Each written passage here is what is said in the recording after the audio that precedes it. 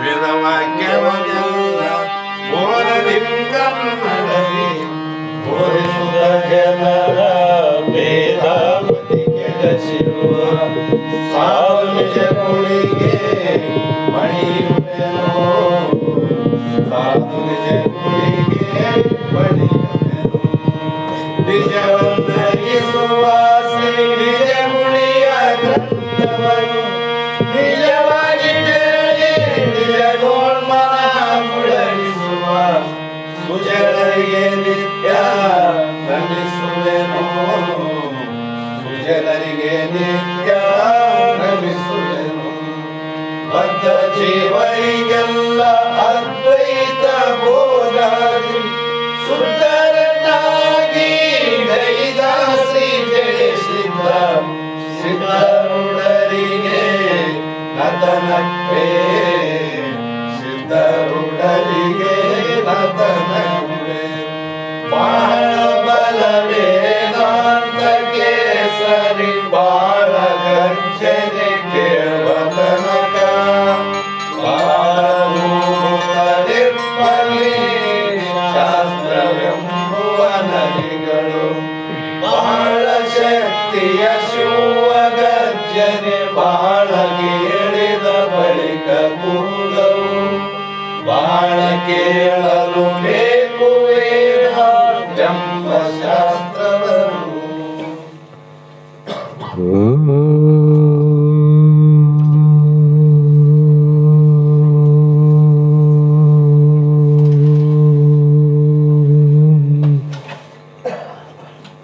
ಗುರುವೇ ಸರ್ವಲೋಕಾನಾಂ ಭಿಷಜೇ ಭವರೋಗಿಣಾಂ ನಿಧಯೇ ಸರ್ವವಿದ್ಯಾನಾಂ ದಕ್ಷಿಣಮೂರ್ತಯೇ ನಮಃ. ಜಗದಾದಿ ಜಗದ್ಗುರು ಸಿದ್ಧಾರೂಢ ಮಹಾಸ್ವಾಮಿಗಳ ಶ್ರೀಪಾದ ಪದ್ಮಗಳಿಗೂ ಆರೂಢ ಜ್ಯೋತಿ ಶಿವಪುತ್ರ ಮಹಾಸ್ವಾಮಿಗಳ ಶ್ರೀಪಾದಗಳಿಗೂ ಶ್ರೋತ್ರಿಯ ಬ್ರಹ್ಮನಿಷ್ಠ ಬ್ರಹ್ಮಲೀನ ಸದ್ಗುರು ಬಸವಾನಂದರ ಚರಣ ಕಮಲಗಳಿಗೂ ಅನಂತ ದೀರ್ಘ ದಂಡ ಪ್ರಣಾಮಗಳನ್ನು ಸಮರ್ಪಿಸುತ್ತ ಸದ್ಗುರು ಸಿದ್ಧಲಿಂಗಪ್ಪ ತಾತ ಕಪಗಲ್ ಇವರನ್ನು ಮನದೋಳ್ ಪೂಜಿಸುತ್ತ ತಮ್ಮೆಲ್ಲರಿಗೂ ವಂದಿಸುತ್ತ ಈ ದಿನ ಯಾವ ನಿಜಗುಣ ಮಹಾಸ್ವಾಮಿಗಳು ಲೋಕ ಕಲ್ಯಾಣ ಹಿತಾರ್ಥಕ್ಕಾಗಿ ಮುಮುಕ್ಷಗಳ ಉದ್ಧಾರಕ್ಕಾಗಿ ದೇವತ್ವ ಭಾಷೆಯಲ್ಲಿರುವಂಥ ಬೃಹದಾರಣ್ಯಕ ಉಪನಿಷತ್ತನ್ನು ಮಾನವರಿಗೆ ತಿಳಿಯಲಿ ಅನ್ನುವ ಉಪಕಾರದಿಂದ ದೇವತೆಗಳ ಮಾತುಗಳನ್ನು ಮಾನವರ ಮಾತುಗಳಾಗಿ ಪರಿವರ್ತನೆ ಮಾಡಿ ಕನ್ನಡದಲ್ಲಿ ಮಹಾ ಉಪಕಾರವನ್ನು ಮಾಡಿ ಪರಮಾನುಭವ ಬೋಧೆ ಎನ್ನುವ ಗ್ರಂಥವನ್ನು ಆಧಾರವಾಗಿಟ್ಟುಕೊಂಡು ಇಲ್ಲಿಯವರೆಗೂ ಈ ಗ್ರಂಥದ 3ನೇ ಸಂಧಿ ಯಾವ 13ನೇ ಸೂತ್ರದ 4ನೆಯ ನುಡಿ ಇಂದಿನ ಆಧಾರದ ವಿಷಯವಾಗಿದ್ದು, ಈ ಸೂತ್ರದಲ್ಲಿ ಮಹಾತ್ಮರು ಹೇಳಿದರು, ಸದಾ ಸದಾದಿಗಳಿಂದ ಪೇಳಬಾರದ ಜಗವಿದು ಮಿಥ್ಯೆ ರಜ್ಜು ಸರ್ಪನ ಹೋಲು ಅಂತ. ಅದು ತೋರಿದರೂ ಕೂಡ ಅದು ಸುಳ್ಳಾದ ಅಂತ. ಹೇಗೆಂದ್ರೆ ಸತ್ಯದಂತೆ ವರ್ತನೆ ಮಾಡ್ತವೆ ಕೆಲವು ಸಲ, ಸುಳ್ಳು ಸತ್ಯದಂತೆ ವರ್ತನೆ ಮಾಡೋ ಕಾರಣದಿಂದ ಅದಕ್ಕೆ ಮಹಾತ್ಮರೆಲ್ಲರೂ ಅನಿರ್ವಚನೀಯ ಖ್ಯಾತಿಯಿಂದ ಇದು ಸುಳ್ಳು ಅನ್ನಂಗಿಲ್ಲ, ಇದು ಸತ್ಯ ಅನ್ನಂಗಿಲ್ಲ, ಹೇಳಲಿಕ್ಕೆ ಬಾರದ ಒಂದು ಆಶ್ಚರ್ಯಕರವಾದ ಒಂದು ಮಹಾಶಕ್ತಿಯೇ ಇದಕ್ಕೆ ಕಾರಣ. ಆ ಮಹಾಶಕ್ತಿಗೆ ಮಾಯೆ ಅಂತ ಕರೆದರು.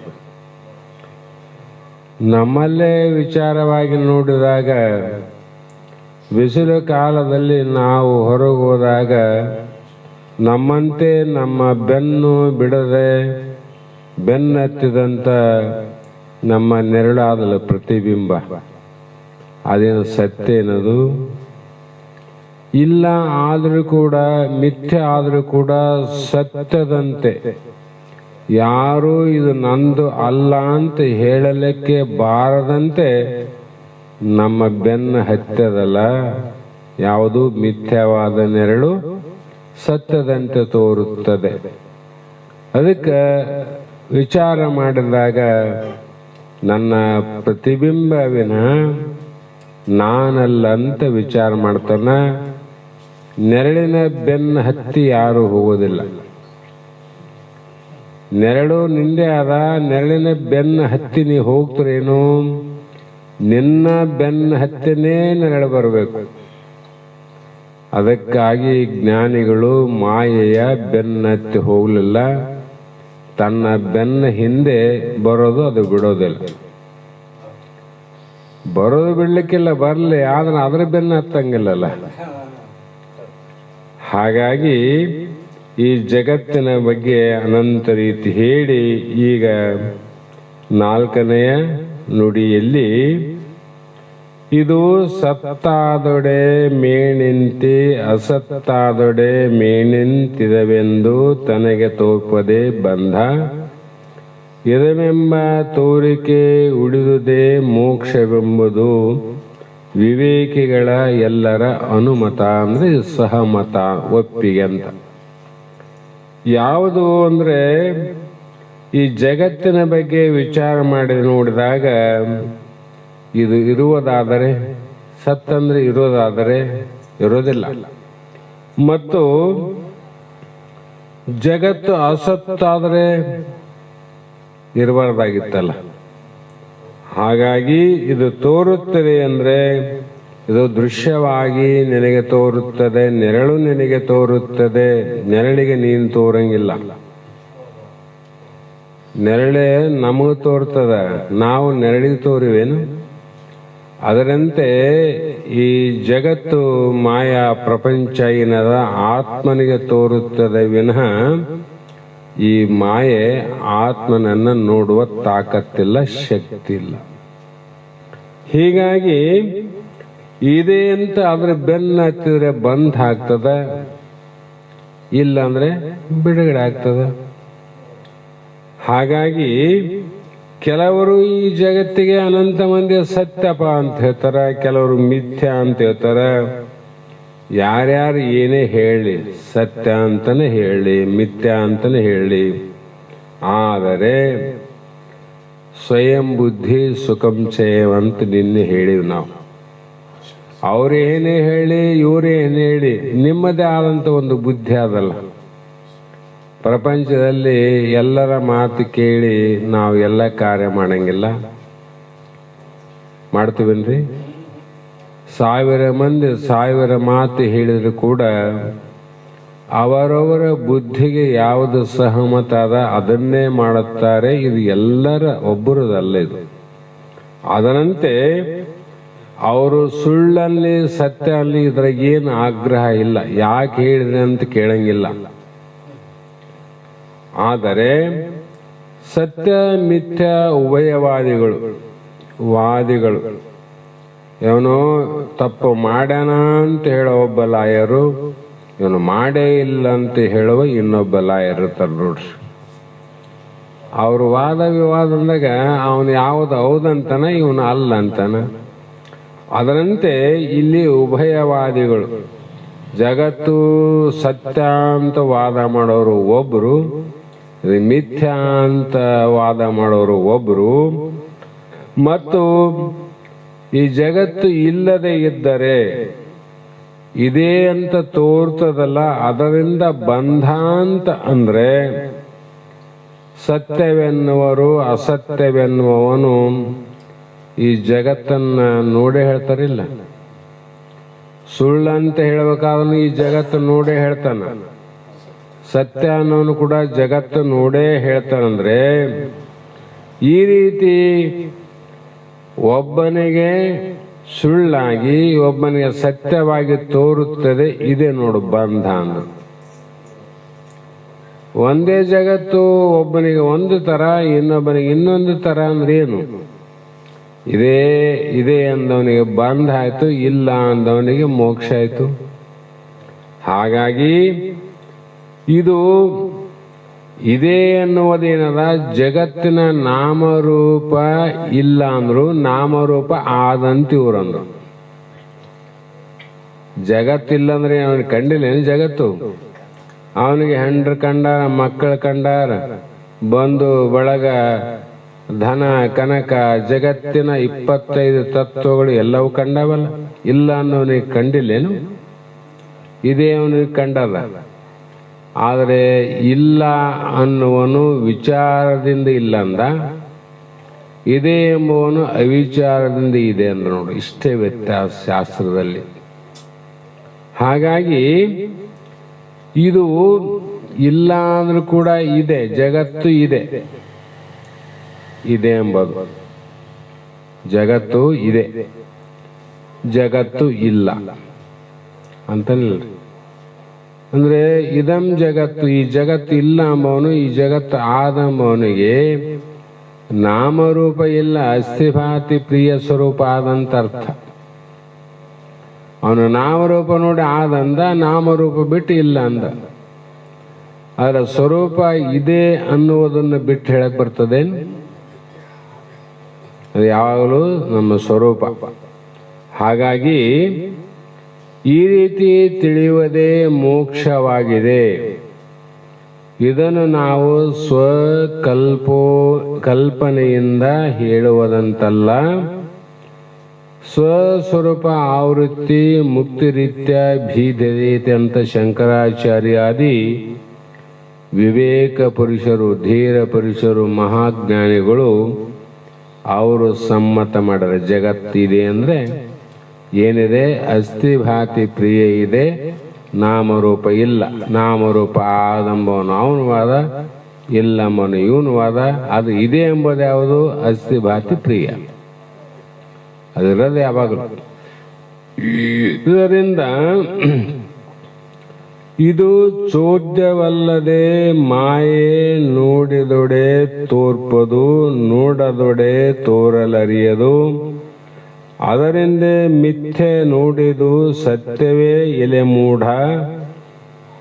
ಮೂಢರ ಇದರ ಅಂದ ಅರಿಯಲು ಅವರು ಎಂತು. ಅದಕ್ಕೆ ವಿವೇಕಶಾಲಿಗಳು ಬೇಕು, ಮಹಾಜ್ಞಾನಿಗಳು ಬೇಕು. ನಾವು ಏನು ಅವಿವೇಕದಿಂದ ಏನು ಮಾಡಿದ್ರು ಕೂಡ ಅದು ನಿಷ್ಫಲ. ವಿವೇಕಗಳ ಕಡೆ ಹೋಗ್ಬೇಕು. ಇದು ಚೋದ್ಯ ಅಂದ್ರು. ಗುರುಶಾಸ್ತ್ರಾದಿಗಳಿಂದ ವಿಚಾರ ಮಾಡಿದರೆ, ಬಲ್ಲಂತ ಜ್ಞಾನಿಗಳಿಂದ ವಿಚಾರ ಮಾಡಿದರೆ ಈ ಜಗತ್ತು ಮಿಥ್ಯಲ್ಲ, ಸುಳ್ಳೆ. ಆದ್ರೂ ಕೂಡ ಕಾಣ್ತದಲ್ಲ, ಇದು ವಿಚಿತ್ರ. ಕಾರಣ ಯಾಕಂದರೆ ಈ ಜಗತ್ತು ಅನ್ನುವುದು ಅನುಭವಕ್ಕೆ ತಂದು ಕೊಡ್ತೀವಿ. ಶಾಸ್ತ್ರ ಬಿಡೋಣ, ಉಪಮಾನ ಬಿಡೋಣ, ಪ್ರಮಾಣ ಬಿಡೋಣ. ಸ್ವಯಂ ಬುದ್ಧಿ ಸುಖಂ ಚಯಂ ಅಂದ್ರಲ್ಲ. ಸ್ವಯಂ ಏನಪ್ಪ ನಿನ್ನ ಬುದ್ಧಿಯಲ್ಲಿ ನಿನಗೆ ಅನುಭವ ಇದ್ದದ್ದು. ಈಗ ನಿದ್ದೆ ನೀ ಮಾಡ್ತದಲ್ಲ, ಜಾಗ್ರ ಸ್ವಪ್ನಗಳಲ್ಲಿ ಇದು ಜಗತ್ತು ಕಾಣ್ತದ, ಹೌದಿಲ್ಲ? ಮತ್ತೆ ಇದೆ ಅಂತ ಕಾಣ್ತದಿಲ್ಲ. ಮತ್ತೆ ಸುಪ್ತಿ ಸಮಾಧಿಗಳಲ್ಲಿ ನೋಡದಿದ್ದರೆ ತೋರುವುದಿಲ್ಲ. ಸುಪ್ತಿ ಅಂದಾಗ ಎಲ್ಲರ ಅಜ್ಞಾನದ ಸುಪ್ತಿ. ಸಮಾಧಿ ಅಂದಾಗ ವರಜಾಗ್ರ ವರ ಸ್ವಪ್ನ ತೂರ್ಯ ಸ್ಥಿತಿ. ಅವ್ರಿಗೂ ಎದ್ದ ಕಾಣಂಗಿಲ್ಲ, ಇವನಿಗೆ ನಿದ್ದೆ ಕಾಣಂಗಿಲ್ಲ. ಅವ್ರಿಗೆ ಜಗತ್ತಿಲ್ಲೇನು? ಅದಲ್ಲ. ಯಾಕೆ ಕಾಣಲಿಲ್ಲ ಅವ್ರಿಗೆ? ಹಾಗಾಗಿ ವಿವೇಕದಿಂದ ನೋಡಿದರೆ ನಿನಗೆ ತೋರುವುದಿಲ್ಲ.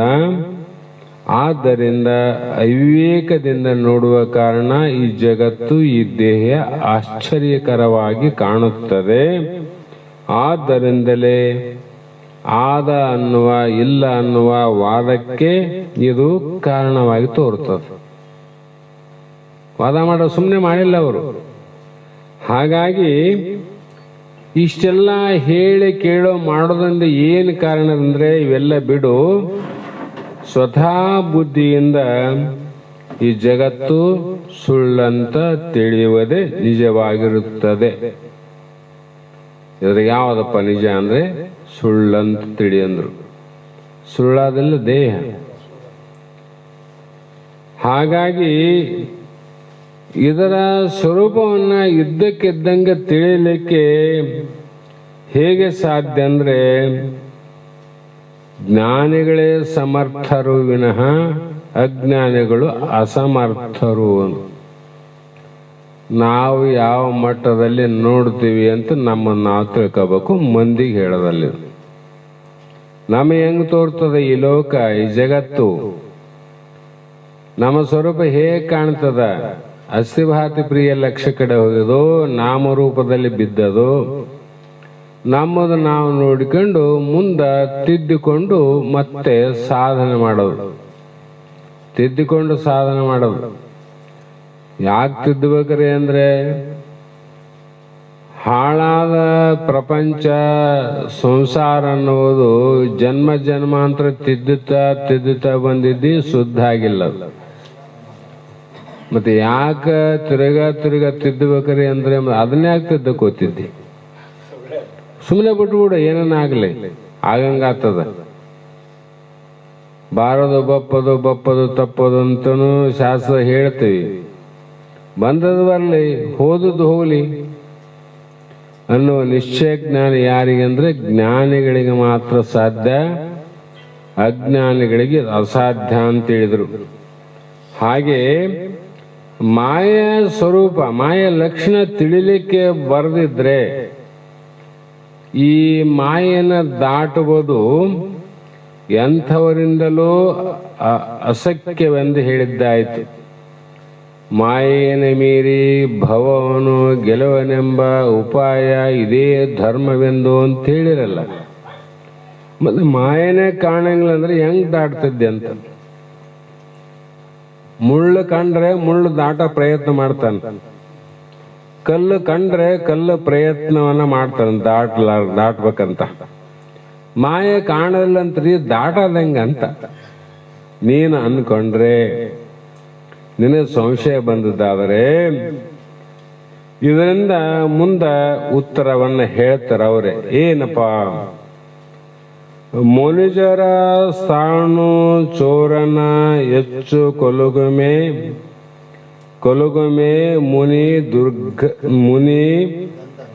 ಮುನಿ ಗಂಧರ್ವರ ನಗರವ ಅನಲನಿ ಉರುಪಮ ಅರಿಗೆಂ ತಿಳಿಯದೆ ಮಾನಿನಿ ಮಾಯೆಯನು ಬೇರೆ ಎನಲು ಉಂಟೆ ಅಂದ್ರು. ಮಾಯನ ಹೆಂಗಿದಿತಿದ್ದಿ? ಮೊದಲೇ ಹೇಳಿದ್ನಲ್ಲ, ಕಂಡ್ರೆ ದಾಡ್ತಿದ್ದಿ. ಅದಕ್ಕೆ ಅವ್ರು ಹೇಳಿದ್ರು, ಮನುಜರು ಅಂದ್ರೆ ಮನುಷ್ಯರು ಅಂತ ಅರ್ಥ. ಮಾನವರು ಅಂತನೂ ಶಬ್ದ ಬೇರೆ ಮಾಡ್ತಾರ, ಮನುಷ್ಯರಂದನು ಶಬ್ದ ಬೇರೆ ಮಾಡ್ತಾರ.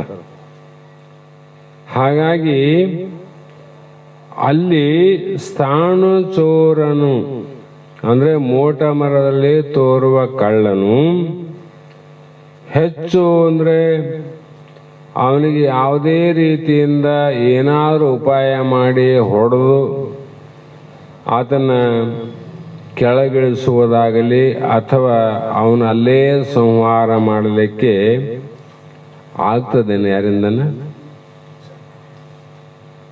ನಿಜವಾದ ಕಳ್ಳರಿದ್ರೆ ಅವನ ಇಳಿಸೋ ಪ್ರಯತ್ನ ಮಾಡಬಹುದು, ಬಂದೂಕದಿಂದ ಇಡಬಹುದು, ಕೊಲ್ಲಬಹುದು. ಆದರೆ ಮೋಟ ಮರದಲ್ಲಿ ಇಲ್ಲದ ಕಳ್ಳರು ತೋರ್ತಾರ, ಇಲ್ಲ ಅಂದಮೇಲೆ ಅವನು ಹೆಂಗ್ ಕೊಲ್ತದ್ದಂತ ನೀವು. ಹಾಗೆ ಈಗೇನು ಮಾಡಬೇಕಾಗ್ಯದ ಅಂದರೆ ಮುನಿದೊಂದು ಶಿಷ್ಟಾಗಿ ಗಂಧರ್ವ ನಗರವ ಅನಲನಿಂ ಗಂಧರ್ವ ನಗರ ಇಲ್ಲೇ ಅದೇನದು ಅಲ್ಲೇ ಅದ ಆಕಾಶ ಪುಷ್ಪ ಗಂಧರ್ವ ನಗರ ಅಂದ್ರೆ ಅದೊಂದು ಗಂಧರ್ವ ಲೋಕ ಅಂತ ಬರ್ತಾರೆ. 14 ಲೋಕದಲ್ಲಿ ಗಂಧರ್ವ ಲೋಕ ಒಂದು. ಆ ಗಂಧರ್ವ ಲೋಕವನ್ನ ಅಗ್ನಿಯಿಂದ ಉರಪಲು ಅಂದ್ರೆ ಸುಡಲು, ಉರಪಲು ಅಂದ್ರೆ ಬೆಂಕಿಯಿಂದ ಸುಡಲು ಆಗುವುದೇ? ಆಗ್ತದೇನು? ಆಗ್ತತ್ರಿ. ಕಂಡ್ರ ಆತಿತ್ತು, ಕಾಣ್ಲಾರ್ದು ಹೆಂಗ ಆಗ್ತದಂತ. ಆ ನಗರನೇ ಕಂಡ್ಲಿಲ್ಲ ಅಂದ್ರೆ ನೀ ಬೆಂಕಿ ಹೆಂಗ ಹಚ್ತದಿ, ಹೆಂಗ ಸುಡ್ತದಿ? ಅದಕ್ಕೆ ಹೇ ಮರ್ಯಾದೆ ಉಳ್ಳಂತ ಸ್ತ್ರೀಯಳೆ, ಮರ್ಯಾದೆ ಅಂತ ಸಂದರ್ಭದಲ್ಲಿ ಆಕೆಯಲ್ಲಿ ಉತ್ತಮವಾದ ಮೋಕ್ಷ ಅಧಿಕಾರಿಯಲ್ಲಿ ಇರುವಂತ ವಿವೇಕ, ವೈರಾಗ್ಯ, ಶಮ, ದಮ, ಸಾಧನ, ಚತುಷ್ಟಯ ಸಂಪನ್ನ ಭರಿತಳಾಗಿ ಮುಮುಕ್ಷತ್ವದ ಗುರಿಯನ್ನೇ ಇಟ್ಟುಕೊಂಡು ಇರುವಂಥವಳು ಅಂತ ಅರ್ಥ ಮಾಡಬೇಕು. ಹಾಗಾಗಿ ಇದ್ದಂತೆ ಇರುವುದನ್ನು ಅರಿಯದೆ ನಾವು ಯಾವುದು ಇದೆ ಅದನ್ನ ಇದ್ದಂಗ ತಿಳಿಲಾರದೆ ನಾವು ಇಷ್ಟೆಲ್ಲ ಪ್ರಯತ್ನವನ್ನು ಮಾಡಿದರೂ ಕೂಡ ಆ ಪ್ರಯತ್ನ ಎಲ್ಲವೂ ನಿಷ್ಫಲ. ಕಳ್ಳನ ಸಾಯಲಿಲ್ಲ, ಗಂಧರ್ವ ಲೋಕನು ಸುಡಲಿಲ್ಲ. ಯಾಕಷ್ಟು ಕಷ್ಟಪಟ್ಟು ವ್ಯರ್ಥವಾದ ಪ್ರಯತ್ನ ಮಾಡಿದಲ್ಲ. ಹಾಗಾಗಿ ಇದರಿಂದ ನೀನು ಅಲ್ಲಿ ಕಳ್ಳರ ಸುಳ್ಳಾರ, ಅಲ್ಲಿ ಗಂಧರ್ವ ಲೋಕ ಸುಳ್ಳಾದ, ಇಷ್ಟು ತಿಳ್ಕೊಂಬಿಟ್ರೆ ಮುಗಿದೈತಿ ನಿನಗೆ. ಹೀಗೆ ಇಷ್ಟು ತಿಳಿದ್ರಿಲ್ಲ, ಆ ಕಳ್ಳರನ್ನು ಗೆದ್ದಂಗ ಗಂಧರ್ವ ಲೋಕನು ಸುಟ್ಟಂಗೆ ತಿಳಿದು ಸಾಕ. ಅದಂಗ ಇಲ್ಲಿ ಜಗತ್ತು ಮಿಥ್ಯೆ ಅಂತ ತಿಳಿದು ಸಾಕು. ಅದನ್ನ ನಾಶ ಮಾಡೋದು, ಸೃಷ್ಟಿ ಮಾಡೋಕ ಪ್ರಯತ್ನ ಮಾಡಕೋಡ. ಅದು ಲೋಕ ಹೆಂಗ ನಡೀತದ ಯಾರೇನು ನಡೀತದ? ಒಬ್ಬ ಸೂತ್ರಧಾರನಲ್ಲ, ಆ ಸೂತ್ರಧಾರ ಮುಖಾಂತರವಾಗಿ ನಡೀತದ. ಅದನ್ನ ಗೆದಿಯುವಂತ ಪ್ರಯತ್ನ ಮಾಡಬೇಡ. ಇದನ್ನ ಮೀರು. ಹೆಂಗ ಮೀರು ಅಂದ್ರೆ ಈ ರೀತಿ ವಿಚಾರದಿಂದ ಅದನ್ನು ದಾಟು ಅಂತ ಹೇಳಿದರು. ಮತ್ತು ಇಲ್ಲಿಗೆ ಜಗತ್ತಿನ ಅನಿರ್ವಚನೀಯತ್ವ ನಿರೂಪಣೆ. ಜಗತ್ತು ಹೇಗಾದಂತ ಯಾವ ಪಂಡಿತರು ಕೂಡ ಹೇಳಿದರೆ ಇಲ್ಲಿಗೆ ಹೇಳಿ ನಿಲ್ಲಬೇಕು ವಿನ ಮುಂದೆ ಹೋಗಂಗಿಲ್ಲ. ಇಂದ ಬಹಳ ಆಗ್ಬಿಡು, ಮುಂದೆ ಹೋಗಕ್ ದಾರಿ ಇಲ್ಲ ಅಂತ ಅಲ್ಲಿ ನಿಲ್ಲಬೇಕು. ಹೀಗೆ ಈ ಜಗತ್ತಿನ ಕುರಿತು ಅನಂತ ಮತವಾದಗಳು, ಅನಂತ ವಿಚಾರವನ್ನು ಮಾಡಿ ಹೇಳ್ಯಾರ.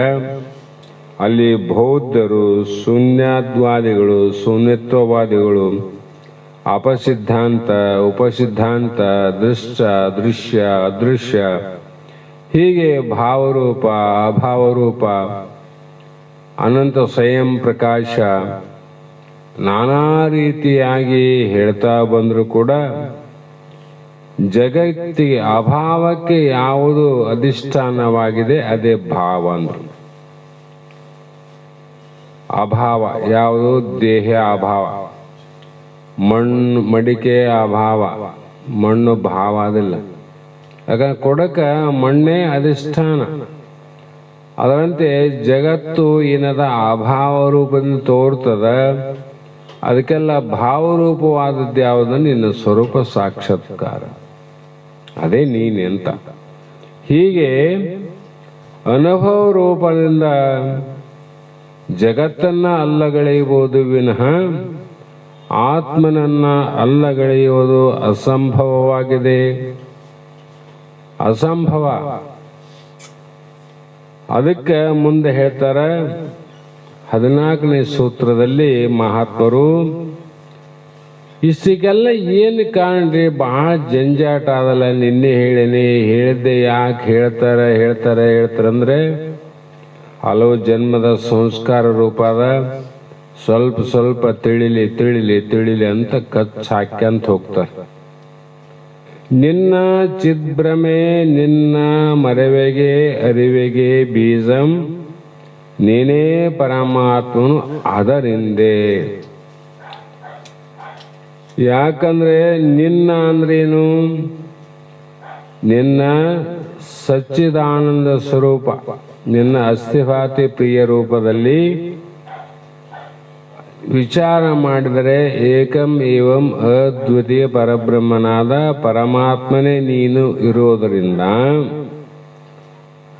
ಮತ್ತೆ ಏನಾಯ್ತು?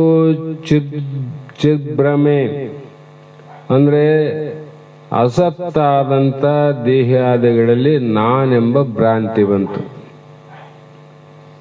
ದೇಹಕ್ಕೆ ಅಧಿಷ್ಠಾನ ಯಾರು? ಆತ್ಮನಿ. ಪರಮಾತ್ಮ ಅಂದ್ರೆ ಅವರು ಸ್ವಚ್ಛವಾಗಿ ಪರಮಾತ್ಮ. ಪರಮಾತ್ಮನಲ್ಲಿ ಈ ತೋರುವಂತ ದೇಹಾದಿಗಳಲ್ಲಿ ನಾನು ನನ್ನದು ಅನ್ನುವ ಭ್ರಮೆ ಆದದ್ದು ಯಾಕಂದ್ರೆ ನಿನ್ನ ಭ್ರಾಂತಿಯೇ. ನಿನ್ನ ಭ್ರಾಂತಿ ಸರಿಯಾಗಿ ನೋಡುವಲ್ಲಿ ಏನು ಮಾಡಬೇಕು? ಸರಿಯಾಗಿ ನೋಡಲಿಲ್ಲ ಅಂದ್ರೆ ಎಷ್ಟು ಸಲ ಹೇಳಿದ್ರೇನು ಕೇಳಿದ್ರೇನು ಅದಕ್ಕೆ ಭ್ರಮೆ ಅಥವಾ ಭ್ರಾಂತಿ ಅಂತೀವಲ್ಲ. ಅದರಿಂದ ಹೇಗಂದ್ರೆ ಯಾವ ಕಪ್ಪೆ ಚಿಪ್ಪಿನಲ್ಲಿ ಇಲ್ಲದಂತ ಬೆಳ್ಳಿಯನ್ನು ನಾವು ಕಾಣ್ತೀವಲ್ಲ, ಅದು ಭ್ರಮೆ ಭ್ರಾಂತಿ ಅಂತಿರೋ ಬ್ಯಾರೆ ಏನು ಹೇಳ್ತಾರೆ ಅಲ್ಲಿ. ಅದು ನಿನ್ನ ಭ್ರಮೆ ಭ್ರಾಂತಿಯಿಂದ ಉಳ್ಳ ಚಿಪ್ಪಿನೋಳು ಇಲ್ಲದ ಬೆಳ್ಳಿ ತೋರಿತು. ಅದರಂತೆ ಹಾವಲ್ಲದ ಹಗ್ಗದಲ್ಲಿ ಹಾವನ್ನು ನೋಡ್ತಿದ್ದಲ್ಲ. ಹಗ್ಗ ಎಂದನ ಹಾವಾಗಿ ತೋರದೇನು?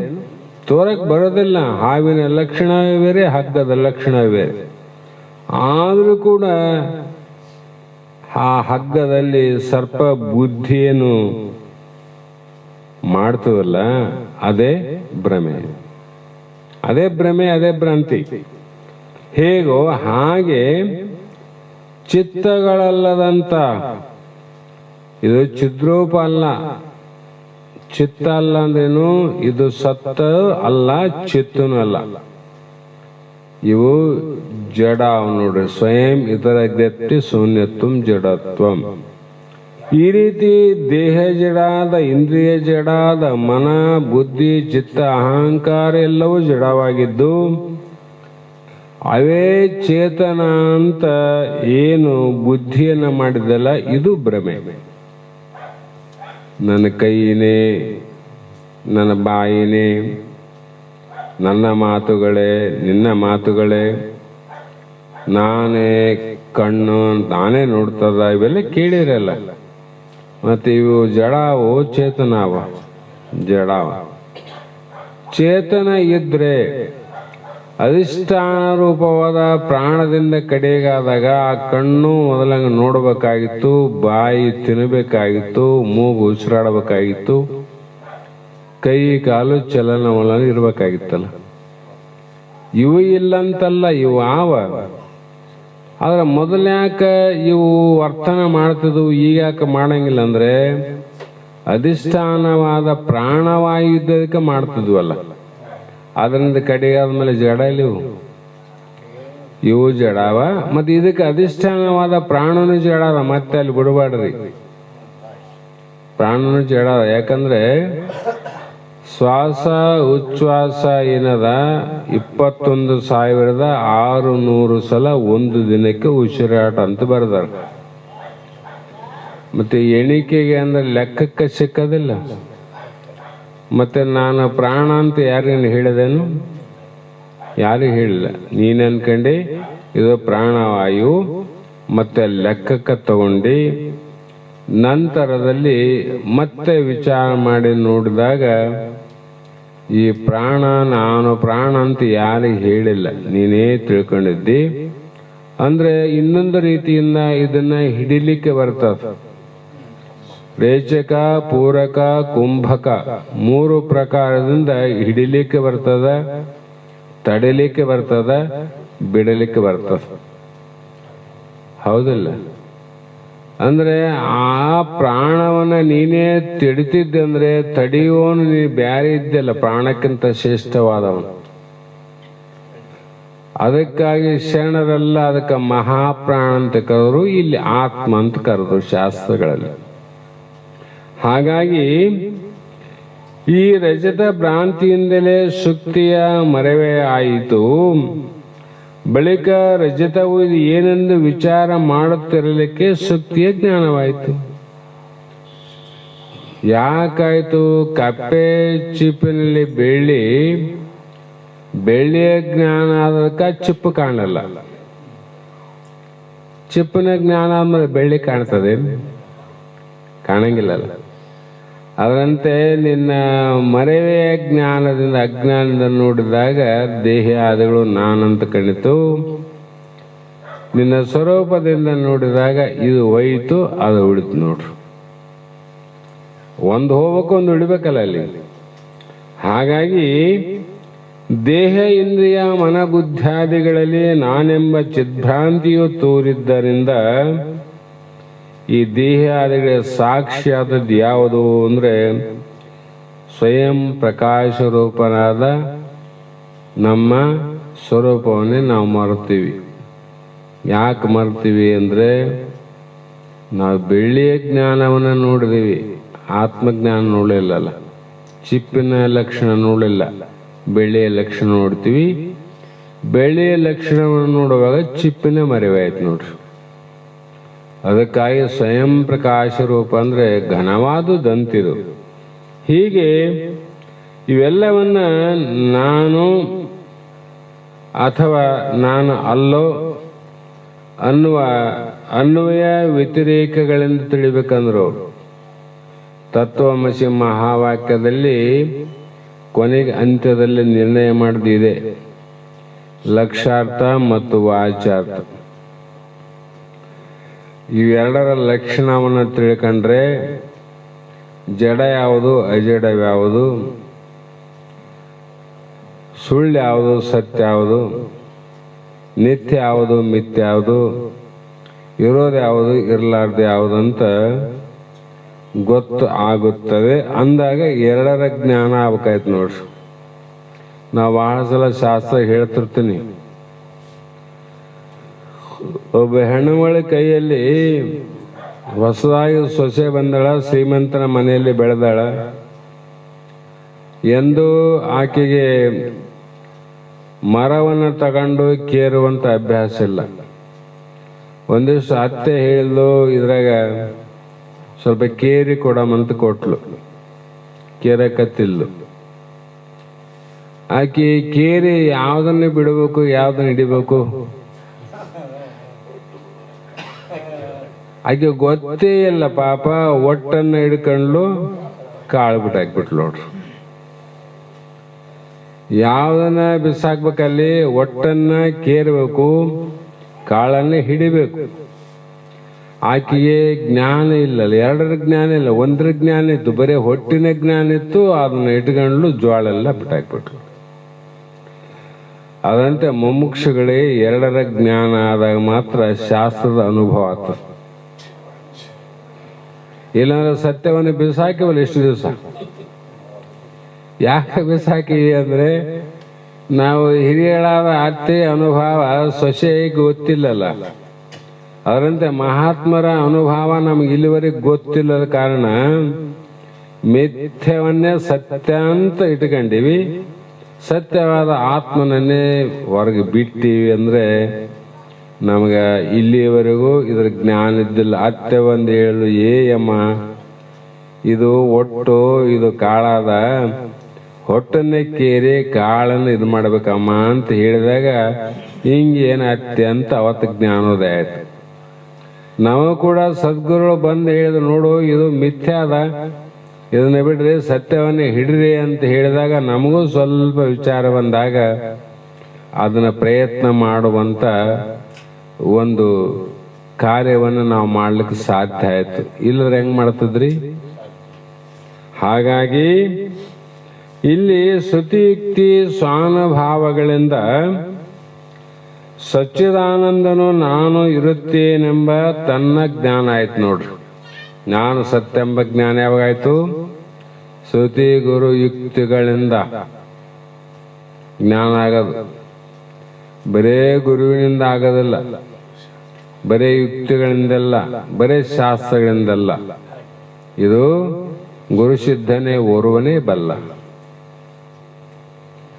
ಅಂತ ಬಲ್ಲವ್ರಿಗೆ ಗೊತ್ತಿದು. ಹಾಗಾಗಿ ಇಲ್ಲಿ ನಿನ್ನನ್ನು ಬಿಟ್ಟು, ಕೂಟಸ್ಥನಾದ ನಿನ್ನನ್ನು ಬಿಟ್ಟು ಏನು ತೋರುವುದಿಲ್ಲ. ಅಂದ್ರೆ ಮೂರೇ ಮಾತು ಎಷ್ಟು ಸಲ ಹೇಳಿದ್ರೆ ಅದನ್ನೇ ಹೇಳ್ಬೇಕಲ್ಲ.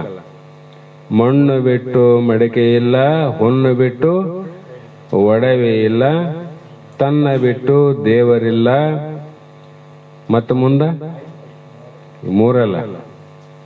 ಇವು ಮೂರನ್ನು ತಿಳಿಬೇಕಾದ್ರೆ ಗುರು, ಇವು ಮೂರು ಜ್ಞಾನ ಆಗ್ಬೇಕ, ಗುರು ಬೇಕಂತ. ಹಾಗಾಗಿ ಎಷ್ಟು ಹೇಳಿದ್ರು ಕೂಡ ಈ ಜಗತ್ತು ಏನದ, ಇದು ಮಿಥ್ಯಾ ಕಥನ ಅಂದ್ರು. ಮಿಥ್ಯಾ ಕತೆ ಅಂದ, ಮಿಥ್ಯಾ ಕತೆ. ಅದಕ್ಕೆ ಅವರು ಭಾಳ ಸಲ ವಿಚಾರ ಮಾಡಿ ಹೇಳ್ತಾರ. ಸಮಯ ಬಂದಾಗ ಒಂದೊಂದು ಮಾತು ನೆನಪಡ್ತಾವ. ಇಲ್ಲೇನು ಬರ, ಗುಣಗಳೇ ಭೂಷಣವಲ್ಲದೆ ಸರ್ವಕ್ಕೂ ಮಣಿ ಹೇಮಾದಿಗಳು ಭೂಷಣವಲ್ಲ. ಹೌದಿಲ್ಲ? ಇಲ್ಲಿ ಏನು ಭೂಷಣ ಅಂತ ಹೇಳಿದ್ರೆ ಇದು ಮಿಥ್ಯಾ ಕತೆ ಅಂತ. ಸಂಸಾರ ಜಗತ್ತು ದೇಹದ ಬಗ್ಗೆ ಎಷ್ಟು ವಿಚಾರ ಮಾಡಿದ್ರು ಈ ಮಿಥ್ಯಾ ಕತೆ. ಅದಕ್ಕೆ ಈ ಕಥೆಯನ್ನ ಕೇಳೋದ್ರಿಂದ ನಿನಗೇನು ಲಾಭ ಆಯಿತು? ಏನಿಲ್ಲ. ಅದಕ್ಕೆ ಘನಪುಣ್ಯ ಕಥೆ ಅಂದ್ರೆ ನಿನ್ನ ಸ್ವರೂಪದ ವಿಚಾರವನ್ನು ನೀ ಕೇಳು, ಸ್ವರೂಪದ ವಿಚಾರವನ್ನ ಮನನ ಮಾಡು, ಸ್ವರೂಪವನ್ನ ಸತ್ಯ ಅಂತ ಅದರಲ್ಲಿ ಇರುವ ಪ್ರಯತ್ನ ಮಾಡು ಅಂತ ಹೇಳುವುದೇ ಘನಪುಣ್ಯ ಕಥೆ ಅಂದ್ರು. ಹಾಗಾಗಿ ತನ್ನೋಳು ಇಲ್ಲದ ಬಗೆಯನ್ನು ತಾನೇ ಕಲ್ಪಿಸಿ, ತನ್ನನ್ನು ಉಳಿದು ತಾನೇ ಸೋಕಿಸಿ, ತನ್ನ ತಾನೆರೆದು ತಾನ್ ಉಳಿಯುವ ದಶಮನಂತೆ ನಿನ್ನೋಳು ತೋಪುದೆಲ್ಲವೂ ಮಿಥ್ಯೆ ಅಂತ ಹೇಳಿದ್ರು. ದಶಮ ಪುರುಷನ ಕಥೆಯನ್ನು ಎಲ್ಲರೂ ಕೇಳಿರಲ್ಲ. ಅಲ್ಲಿ ತನ್ನೋಳಿಲ್ಲದ, ತನ್ನಲ್ಲಿ ಇಲ್ಲದ ದಶಮಾನು ಅನ್ನೋ ಭಾವನೆಯಿಂದ, ತನ್ನ ಭಾವನೆಯಲ್ಲಿ ಹತ್ತನೇವನಿಲ್ಲ, ಪ್ರತ್ಯಕ್ಷ ಅವನಿಲ್ಲೇನು. ಮತ್ತೆ ಈಗ ಎಲ್ಲಿ ದುಃಖ ಯಾಕಾಗಿದೆ ಅವನಿಗೆ? ತನ್ನ ಭಾವನೆಯಲ್ಲಿ ಅವನಿಲ್ಲ ಅಂತ ದುಃಖ ಆಯ್ತು. ಹಾಗಾಗಿ ತನ್ನಲ್ಲಿ ಭಾವನೆ ಯಾರನ್ನ ಬಂದು ಭಾವ ತುಂಬಿದ್ರೂ ತಾನೇ ಕಲ್ಪಿಸಿ ತಾನೇ ಉತ್ಪತ್ತಿ ಮಾಡಿಕೊಂಡ ಆನೋ ಇಲ್ಲಂತ ಅದನ್ನು ನಿಶ್ಚಯ ಮಾಡಕ್ಕಾಗಿ ಅನಂತ ಕಾರ್ಯವನ್ನು ಮಾಡಿ ಆತ್ಮಪುರುಷನ ಸಹಾಯದಿಂದ ಗೊತ್ತಾಯಿತು ಇವೆಲ್ಲವೂ ಕೂಡ ಹತ್ತನೆಯವನು ನಾನೇ ಇದ್ದೀನಿ ಅಂತ. ತನ್ನಲ್ಲಿ ತನಗಾದ ಮರವೆಯಿಂದ ಸೋಕಿಸಿ ಆ ದುಃಖ ಯಾವಾಗಾಯ್ತು? ನಾನೇ ಈನೆಂತ ನಿಶ್ಚಯಿಸಿದಾಗಾಯ್ತು. ಸುಮ್ಮನೆ ಅವನು ಹೇಳೋದ ಮೇಲೆ ಆಯ್ತು. ನಿಶ್ಚಯ ಮಾಡಿದ ಹೆಂಗ? ಅನುಭಾವದಿಂದ. 9 ಮಂದಿ ಎಣಸು ಅಂತೇಳಿ ಕೊನೆಗೆ 10ನೇವನು ಅಂತ ತಲೆ ಮೇಲೆ ಕೈ ಇಟ್ಟು ನೋಡ್ರಿ, ಆಯ್ತಿಲ್ಲ ಅವಾಗ.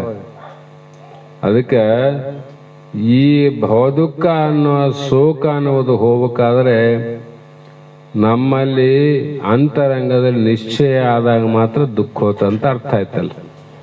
ಬರೇ 10ನೇವನು ಅಂತ ಹೇಳಿದ್ರೆ ಅವನಿಗೆ ಆನಂದ ಆಗ್ತಿತ್ತೇನು? ಬರೇ ಗುರುಶಾಸ್ತ್ರಾದಿಗಳು ನೀವು ಬ್ರಹ್ಮ ಇದ್ದಿ, ಜನನಿಲ್ಲ ಮರಣಿಲ್ಲ, ಆತ್ಮ ಪರಮಾತ್ಮ ಇದ್ದಿ ಅಂದ್ರೆ ನಮ್ಮ ಭವದುಃಖ ಹೋಗ್ತದೆ. ನಾನೇ ಓದಪ್ಪ ಮರ್ತದ್ದೆ, ನಾನೇ 10ನೇವನಂತ ನಿಶ್ಚಯ ಆದಾಗ ಅವನು ದುಃಖ ಹೋಯ್ತಿಲ್ಲ. ಅದರಂತೆ ನೀನೇ ಪರಮಾತ್ಮನಂತ ಹೇಳುವಂತ ಏನು ವಾಕ್ಯಗಳನ್ನ ನಿಶ್ಚಯ ಯಾವಾಗಾಯ್ತು ಆವಾಗ ನಿನ್ನ ದುಃಖ ಬಿಡುಗಡೆ ಆಗ್ತಂತ ಅರ್ಥ ಮಾಡಬೇಕು. ಆ ಕಾರಣದಿಂದ ಜ್ಞಾನ ಅಜ್ಞಾನ ಎರಡೂ ವ್ಯವಹಾರ ಕೂಡ ಬೆಳಕು ಕತ್ತಲೆಯಂತೆ ಮಿಥ್ಯೆ ಆಗಿವಂತ. ಬೆಳಕು ಸತ್ಯ ಅಂದ್ರೆ ಕತ್ತಲಾಗಬಾರ್ದಾಗಿತ್ತು, ಕತ್ತಲು ಸತ್ಯ ಅಂದ್ರೆ ಮತ್ತೆ ಬೆಳಕಾಗಬಾರ್ದಾಗಿತ್ತು. ಬೆಳಕು ತೋರಿ ಕತ್ತಲಾಗ್ತದ ಅಂದ್ರೆ ಬೆಳಕು ಮಿಥ್ಯೆ, ಕತ್ತಲು ತೋರಿ ಮತ್ತೆ ಬೆಳಕಾಗ್ತದ ಕತ್ತಲು ಮಿಥ್ಯೆ. ಎರಡನ್ನ ಅರಿಯುವನು ನೀನು ಮಿಥ್ಯನು, ಎರಡು ನೀನೇ ತಿಳಿತಲ್ಲ. ಅದರಂತೆ ಇಲ್ಲಿ ಈ ವ್ಯವಹಾರ ಎಲ್ಲ ಮಿಥ್ಯಾ ಅಂತ ತಿಳ್ಕೋಬೇಕು. ಇಲ್ಲಾಂದ್ರೆ ದ್ವೈತಾಪತಿ ದೋಷ ಬರುತ್ತದೆ, ಶ್ರುತಿ ಪ್ರಮಾಣಕ್ಕೆ ವಿರುದ್ಧ ಆಗ್ತದ ಅಂತ ಒತ್ತಿ ಒತ್ತಿ ಒತ್ತಿ ಯಾಕೆ ಹೇಳ್ತ ಅಂದ್ರೆ ನಮ್ಮೆಲ್ಲರ ಮುಕ್ತಿಗಾಗಿ ಒತ್ತಿ ಹೇಳ್ತಾರೆ ವಿನ ದುಃಖಕ್ಕಾಗಿ ಹೇಳಂಗಿಲ್ಲ. ತಾಯಿ ತನ್ನ ಮಗ ಎಷ್ಟೇ ಅವನು ದೊಡ್ಡ ಇರಲಿ ಅಥವಾ ಇನ್ನೊಂದಿರಲಿ, ಯಾಕ ಪದೇ ಪದೇ ತಿದ್ದಿ ತಿದ್ದಿ ಒತ್ತಿ ಒತ್ತಿ ಹಂಗಲ್ಲ ಮಗನೇ ಹಿಂಗಲ್ಲ, ಹಂಗಲ್ಲ ಮಗಳೇ ಹಿಂಗ ಅಂತ ಯಾಕೆ ಹೇಳ್ತಾಳಂದ್ರೆ ಆಕೆಯ ಆತನ ಉದ್ಧಾರಕ್ಕಾಗಿ ವಿನಃ ತನ್ನ ಸ್ವಾರ್ಥಕ್ಕಾಗಿ ಅಲ್ಲ. ಅದಕ್ಕಾಗಿ ಯಾವ ಗುರುಗಳು ಕೂಡ ಶಾಸ್ತ್ರಗಳು ಕೂಡ ಸ್ವಾರ್ಥಕ್ಕಾಗಿ ಏನು ಹೇಳಲ್ಲ.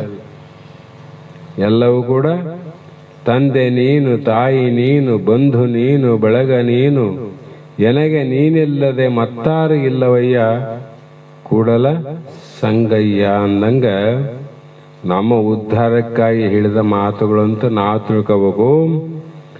ಈ ರೀತಿ ಅದರಿಂದೇ ಸತ್ಯ ನೀನು ಅದರಿಂ ಸ್ವಯಂ ಜ್ಯೋತಿ, ಅದರಿಂದೇ ನಿತ್ಯ ಅಪರೋಕ್ಷನು ಅದರಿಂದ ಅರಿಯೇ ಏನು ನಾನಾರೋ ಸುಹೊಮ್ಮಿನಿಪ್ಪು ಇಪ್ಪುದು ಇದು ನಿನ್ನೋಳ್ ಔಪಚಾರಿಕ ವೈಶ್ಯ. ನಿನಗ ಇವೆಲ್ಲ ಹೇಳ್ತಕ್ಕಂಥ ಮಾತು ಯಾರನ್ನ ಉಪಚಾರಕ್ಕಾಗಿ ಮೇಲೆ ಹತ್ತದಕ್ಕಾಗಿ ಏನಾದರೂ ಪಡೆಯಲಿಕ್ಕಾಗಿ ಹೇಳಿದಂಥ ಮಾತುಗಳವ, ಶುದ್ಧವಾದ ವಾಕ್ಯಗಳಿವು. ಅದರಿಂದ ಅಂದ್ರೆ ನಿನ್ನ ಭ್ರಾಂತಿಯಿಂದ ತೋರ್ತಂತ ಅರ್ಥ ಆಯ್ತಲ್ಲ. ಆ ಕಾರಣ ಭ್ರಾಂತಿಯ ವ್ಯವಹಾರವು ಮಿಥ್ಯ, ಅದ್ರ ವ್ಯವಹಾರ ಮಿಥ್ಯ. ಯಾಕಂದ್ರೆ ಹಾವಿನಿಂದ ಕಡೆಯಾದ ಹಾವಿನ ಪೊರೆ ಮತ್ತೊಬ್ಬರ ಮೇಲೆ ಬಿದ್ದು ಕಚ್ಚಿ ಸಾಯಿಸಲು ಶಕ್ತಿ ಉಂಟೆ? ಅದು ನಿಜವಾದ ಹಾವಾದ್ರೆ ಕಚ್ಚುತ್ತದ, ಸಾಯ್ತದ, ವಿಷ ಇರ್ತದ. ಹಾವಿನ ಆಕಾರ ಅಲ್ಲ ಪೊರೆ, ಅದು ಗಾಳಿ ಬಿಡ್ತು ಹೋಗಿ ಪೂಜೆ ಮೇಲೆ ಬಿತ್ತಪ್ಪ. ನಿನಗೆ ಅದರಿಂದ ಏನು ಭಯಭೀತಿ ಅದೇನು? ಅದರಂತೆ ಹಾವು ಸುಳ್ಳಂದ್ಮೇಲೆ ಹಾವಿನ ವ್ಯವಹಾರ ಎಲ್ಲ ಸುಳ್ಳೆ. ಹಾಗಾಗಿ ಕಲ್ಪಿತ ವ್ಯವಹಾರದ ನಿವೃತ್ತಿಗೆ ತಾನು ಅಧಿಷ್ಠಾನ. ಇವೆಲ್ಲ ಕಲ್ಪಿತ ಜೀವನ ಭ್ರಮೆಯಿಂದ ನಡೆದದ. ಅವನು ಎಷ್ಟೇ ಭ್ರಮೆಯಿಂದ ಏನೇ ಕಾರ್ಯ ಮಾಡಿದ್ರು ಕೂಡ ಅದಕ್ಕೆ ಅಧಿಷ್ಠಾನ ನೀನಿದ್ದಿ. ಅದರಿಂದೇ ನಿತ್ಯಾಪರೋಕ್ಷನು ಅದರಿಂದ ಅರಿಯೇ ಏನು ತಿಳ್ಕೊ ಅಂದ್ರೆ ನೀನು ಎಲ್ಲವನ್ನ ಅರಿಯುವಂತ ಸ್ವಯಂ ಜ್ಯೋತಿ ಪ್ರಕಾಶಕನು. ನಿನ್ನನ್ನ ಬೆಳಗುವಂತ ವಸ್ತು ಯಾವುದು ಜಗತ್ತಿನಾಗಿಲ್ಲ. ಅದೇನು ಮಹಾತ್ ಹೇಳ್ತಾರ, ಭಾನುಕೋಟಿ ಸೂರ್ಯ, ಕೋಟಿ ಕೋಟಿ ಸೂರ್ಯದ ಬೆಳಕೇನದ, ಆ ಬೆಳಕು ಯಾರಿಂದ ಬಂದದ ಅಂದ್ರೆ ನೀನೇ ಅವ್ರನ್ನ ಬೆಳಗ್ತಿದ್ದೆ ಅಂತ. ಹೌದಿಲ್ಲ? ಅದೇ ರೀತಿ ಅಹಂ ಬ್ರಹ್ಮಾಸ್ಮಿಯ ವ್ಯವಹಾರವು ನಾಶವಾದರೂ ತಾನು ಏನು ಸಹಜವಾಗಿ ಯಥಾರ್ಥವಾಗಿ ಇರೋದ್ರಿಂದ ನೀನು ನಿತ್ಯ ಅಪರೋಕ್ಷನು. ನಾನು ಬ್ರಹ್ಮ ಅನ್ನುವುದಕ್ಕೂ ಕೂಡ ಅಧಿಷ್ಠಾನ ಇದ್ದಿ. ನಾ ಬ್ರಹ್ಮ ಅಂತ ನೀನು ಅಂದ್ರೂ ನೀನು ತಿಳಿಯೋನು, ಅನ್ನೋದೇ ಇದ್ರು ಕೂಡ ಸುಮ್ಮನೆ ಇದ್ದುದನ್ನು ತಿಳಿಯೋನು. ಹಾಗಾಗಿ ನನ್ನನ್ನು ನಾನು ತಿಳಿಯಲಾರೆಂಬ ಅಜ್ಞಾನ ಮೂಲಕ ವ್ಯವಹಾರ ನಡೆದದ. ಅದರಿಂದ ನೀನು ಏನು ಮಾಡು, ಸ್ವಯಂ ಜ್ಯೋತಿ ಆದ್ದರಿಂದ ನನಗ್ಯಾಕೆ ಗೊತ್ತಾಗಲಿಲ್ಲ ಅಂದರೆ ನೀ ವಿಚಾರ ಮಾಡಲಿಲ್ಲ. ನಾನಾರು ಜಗವಿದೆಯೇನು ಅಂತ ಎಂದನ ವಿಚಾರ ಮಾಡಿದೆ. ತನುವಿದೇನು ಎನ್ನೋಳು ಒಂದಿತೇತಕ್ಕೆ. ಇವೆಲ್ಲ ವಿಚಾರ ಮಾಡಕ ಹೋದ್ರೆ ನೀನು ಶ್ರುತಿಗುರುಗಳಿಗೆ ಶರಣಾಗತನಾಗಿದ್ರಲ್ಲ. ಗುರುಗಳಿಗೆ ಶ್ರುತಿಗಳಿಗೆ ಶರಣಾಗತನಾದವನಿಗೆ. ಆದ್ದರಿಂದ ಆವಾಗ ಗೊತ್ತಾಗ್ತದೆ ನಾನು ಯಾರು ಅಂತ. ಗೊತ್ತಾದಾಗ ಈ ವ್ಯವಹಾರ ಏನದ ಅನಿತ್ಯ ಅದ, ನಾನು ನಿತ್ಯ ಅಪರೋಕ್ಷನಾದ್ದರಿಂದ ತತ್ವಮಸಿ ಮಹಾವಾಕ್ಯಕ್ಕ ಅಲ್ಲೇನು ಬರ ಸೋಹಮ್ಮಿನಿಪ್ಪದು ನಾನು ಅಪ್ರಮೇಯ ಸಹಜ ಯಥಾರ್ಥ ಅಂತ ಜ್ಞಾನದ ವ್ಯವಹಾರವು ನಿನ್ನಲ್ಲಿ ಆದರೆ ಏನಾಯಿತು? ಔಪಚಾರಿಕ ವಯಸ್ಸೆ ಅಂದರೆ ಉಪಚಾರ ಮಾತ್ರವಾಗಿರುತ್ತದೆ ಅಷ್ಟೇ. ಇವೆಲ್ಲ ಸಿದ್ಧ ಮಾಡೋದಕ್ಕೋಸ್ಕರವಾಗಿ ಹೇಳಿದ ಮಾತುಗಳೇ. ಇಲ್ಲಿ ಮಾತ್ರ ಯಾವುದೇ ಒಂದು ಲಾಭ ನಷ್ಟ ಮತ್ತೊಂದು ಉದಾಹರಣೆ ಉಪಮಾನ ಕೊಟ್ಟು ಹೇಳುವಂಥದ್ದು ಅದಲ್ಲ. ಇದು ಔಪಚಾರಿಕ ವಯಸ್ಸು ಅಂದರೆ ಉಪಚಾರದ ಮಾತ್ರವಾಗಿರುತ್ತದಷ್ಟೇ. ಆದ್ರ ಒಳಗ ನಾನು ಬ್ರಹ್ಮ ಅಂತ ನೀ ತಿಳ್ಕೊಂಡ್ರೆ ಮಾತ್ರ ನೀ ಮುಕ್ತ ನೋಡು.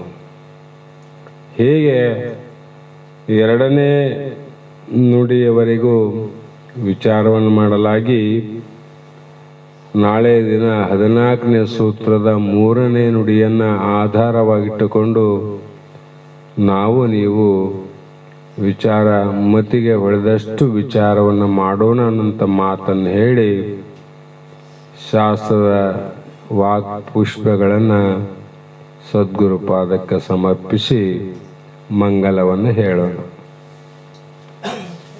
ಮಂಗಲಂ ನಿತ್ಯ ಶುಭ ಮಂಗಲಂ, ಮಂಗಲಂ ನಿತ್ಯ ಶುಭ ಮಂಗಲಂ, ಜಯ ಮಂಗಲಂ ನಿತ್ಯ ಶುಭ ಮಂಗಲಂ, ಜಯ ಮಂಗಲಂ ನಿತ್ಯ ಶುಭ ಮಂಗಲಂ. ಜಯ ಜಯತು ಜಗದ್ ಆಚಾರ್ಯ ವರನಿಕರಕೆ, ಜಯ ಮಂಗಲಂ ನಿತ್ಯ ಶುಭ ಮಂಗಲಂ, ಜಯ ಮಂಗಲಂ ನಿತ್ಯ ಶುಭ ಮಂಗಲಂ. ಭೇದ ಮತ ವೃಕ್ಷಗಳ ಛೇದಿಸುತ್ತ ಶ್ರುತಿ ಪ್ರೋಕ್ತ ವಾದ ಪರಮದ್ವೈತ ಗಣಮತವನು ಮೋದದಿಂ ಸ್ಥಾಪಿಸುತ್ತಲೇ ದರೆಯನುದ್ಧರಿಸಿರ್ಪ ಆದಿ ಶ್ರೀ ಗುರು ಶಂಕರ್ ಆಚಾರ್ಯಗೆ. ಜಯ ಮಂಗಲಂ ನಿತ್ಯ ಶುಭ ಮಂಗಲಂ, ಜಯ ಮಂಗಲಂ ನಿತ್ಯ ಶುಭ ಮಂಗಲಂ. ಬದ್ಧ ವಿಷಯದ ಬಲೆಗೆ ಬಿದ್ದು ಒದ್ದಾಡುತ್ತೀಹ ಬದ್ಧಾತ್ಮರನು ಕಂಡು ಕರುಣದಿಂದ ಶುದ್ಧಾತ್ಮ ನೀನೆಂದು ಬುದ್ಧಿಗೇರಿಸಿ ಬಿಡದೆ ಉದ್ಧರಿಸಿದಂತ ಶ್ರೀ ಸಿದ್ಧಾರೂಢಗೆ. ಜಯ ಮಂಗಲಂ ನಿತ್ಯ ಶುಭ ಮಂಗಲಂ, ಜಯ ಮಂಗಲಂ ನಿತ್ಯ ಶುಭ ಮಂಗಲಂ. ಜಡ ದೃಶ್ಯ ಲಕ್ಷಣವೇ ಒಡಲೆನಿಸುವ ಈ ಜಗವು ಕಡುಮಿಥ್ಯ ಬ್ರಹ್ಮ ಒಂದೇ ಸತ್ಯವೋ ನುಡಿಗೆ ಗೋಚರ ಅದ ಒಡಲು ನೀನಹುದೆಂದು ಬಿಡದೆ ಬೋಧಿಸಿ ಪೊರೆದ ಜಡಿಸಿದ್ದಾಗೆ. ಜಯ ಮಂಗಲಂ ನಿತ್ಯ ಶುಭ ಮಂಗಲಂ, ಜಯ ಮಂಗಲಂ ನಿತ್ಯ ಶುಭ ಮಂಗಲಂ.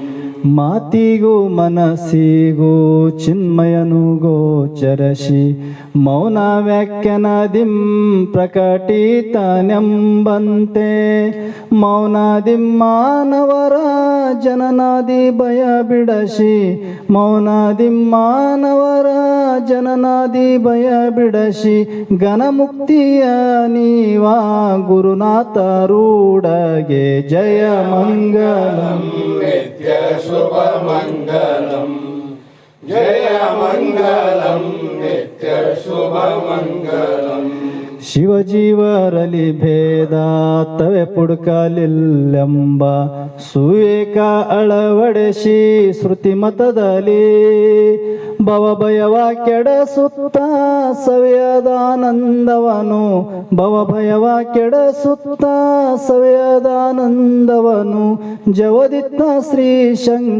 ಶಂಕರಾನಂದಗೆ ಜಯ ಮಂಗಲಂ ನಿತ್ಯ ಶುಭ ಮಂಗಲಂ ಜಯ ಮಂಗಲಂ ನಿತ್ಯ ಶುಭ ಮಂಗಲಂ ಪುಷಿ ಮಾಯೆ ಪುಷಿ ಜೀವ ಪುಷಿಯಾದ ಸಂಸಾರ ಬೆಸಗೆ ನಿನ್ನಲ್ಲಿಲ್ಲ ಎಂದೆಂದಿಗೂ ಅಸಮ ಸುಜ್ಞಾನದಿಂ ಮುಸಕಿದ ಜ್ಞಾನವನು ಅಸಮ ಸುಜ್ಞಾನದಿಂ ಮುಸಕಿದ ಜ್ಞಾನವನು ದಶಗಡಿಪ